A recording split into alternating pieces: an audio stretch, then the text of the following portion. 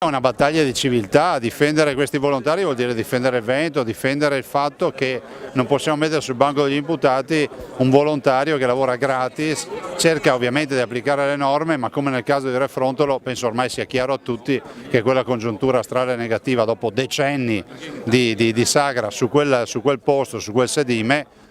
nonostante siano passati decenni, poi è capitato quello che tutti noi sappiamo. Quindi c'è qui a difendere il Pro Loco, a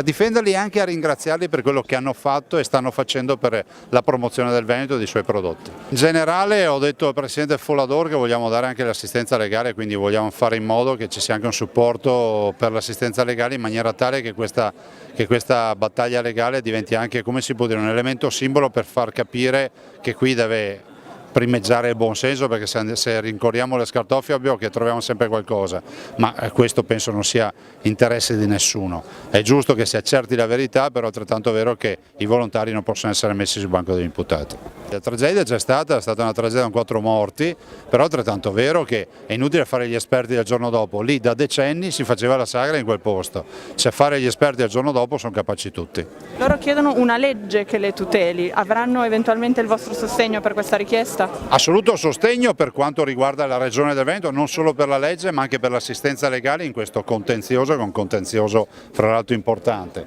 Dall'altro a livello nazionale un invito al Parlamento che legiferi in questa direzione e riconosca ai volontari tutti i benefici del caso, perché se no altrimenti accade che tutti se ne stanno a casa e non si occuperanno più della comunità. L'intervento si potrebbe concludere con un grazie,